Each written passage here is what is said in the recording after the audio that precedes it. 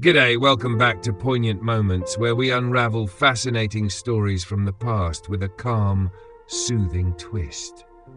Now, we all know the story of Rosa Parks, don't we? The woman who famously refused to give up her seat on a bus, sparking a wave of change and becoming a symbol of the civil rights movement.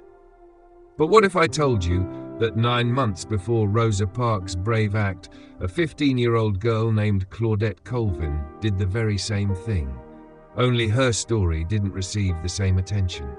Yeah, you heard that right. This young girl, Claudette Colvin, made history too, so how come we don't hear much about her? Grab a seat, because this is a story worth telling. Let's take a trip back to 1955 in Montgomery, Alabama, a time when segregation was the law of the land. Black people were required to sit at the back of buses, while white people had the best seats at the front. If a white person got on and there were no seats left, black passengers were expected to stand. Harsh? You bet. But for people like Rosa Parks and Claudette Colvin, it was the harsh reality they faced every day. But before we get into Claudette's act of defiance, let's pause for a moment and set the stage. Imagine being a teenager, just 15, and you live in a world where your very existence is treated as lesser. The laws around you are built to keep you in your place. You go to separate schools, drink from separate water fountains, and yeah, you can't even sit where you want on the bus. That's the world Claudette Colvin grew up in. And she didn't just take it sitting down. Oh wait, no, she did sit down, and it caused a huge stir. Now let's zoom in on that pivotal moment. It's March 2nd, 1955. Claudette Colvin is on a bus heading home from school. The bus is crowded, and she's sitting in one of the so-called colored seats in the middle of the bus. The back seats are full, and as the bus rolls on, a white man boards. There's no seat left for him, so the bus driver tells Claudette and the other black passengers to give up their seats. The others move, but not Claudette. She stays put. She refuses.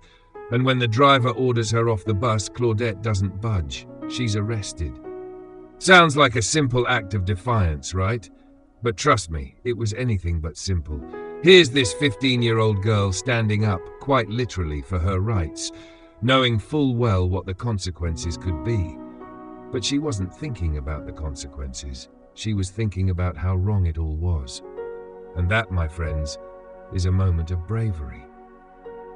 So Claudette's arrested and thrown into jail. But here's where things get a bit murky. Claudette's case didn't receive the same national attention as Rosa Parks's did later that year. Why? Well, for a few reasons. One big reason was Claudette's age. She was just a teenager, and at the time, many people thought that her youth might work against the larger civil rights movement. Some felt that she wasn't the right face for this kind of protest. And there were also some concerns about Claudette's personal life. She was from a poor family, and there were some who thought her background didn't align with the image of respectability that was needed for the movement to gain widespread support. It's a sad reality, but sometimes people who are fighting for change aren't given the recognition they deserve, simply because of how others perceive them. Now let's talk about timing. Later that year, in December, Rosa Parks would also refuse to give up her seat on a bus. But unlike Claudette, Rosa Parks was older, she was 42, and more involved in the civil rights movement. She had been active for years, working alongside groups like National Association for the Advancement of Colored People. So when Rosa was arrested, the movement already had the infrastructure and support it needed to turn her act of defiance into a full-blown boycott. The Montgomery bus boycott that followed Rosa Parks' arrest was successful in part because it was organized by the black community's leaders and activists. They had the experience and resources to rally people together. This wasn't a coincidence. The civil rights movement needed a moment to build momentum, and Rosa's arrest was the catalyst. But what if Claudette had been given the same kind of recognition? What if her story had been told alongside Rosa's? Who knows what might have happened if Claudette's act of defiance had sparked a movement of its own. Today, Claudette Colvin's role in the civil rights movement is starting to get the recognition it deserves. In the years since, she has spoken out about her experience, and historians are beginning to highlight how important her act of bravery was. Claudette didn't set out to be a hero.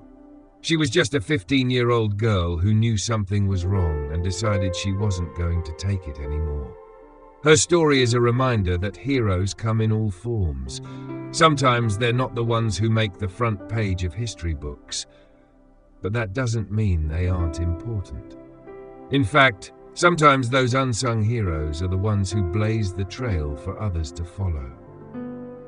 So next time you think about the history of the civil rights movement, remember Claudette Colvin. She wasn't waiting for the right moment to make history. She made history in her own right, even though it wasn't as widely recognized at the time. It's one of those stories that makes you think, doesn't it? The path to change isn't always as neat and tidy as we'd like it to be. Sometimes it takes time for the truth to come to light, but when it does, we need to make sure we honor the people who were there before the big moments, the ones who helped pave the way. If you've enjoyed this deep dive into Claudette Colvin's story, why not drift over to another one of my stories? Or, if you're in the mood for something else, check out one of my playlists. There's always something new to learn, relax with and reflect upon. Just like Claudette did, sometimes it's the quiet moments that make the biggest difference. That wraps up the story, but remember, it's not the end of the journey. Keep exploring, keep reflecting, and keep listening. You never know what you might discover next.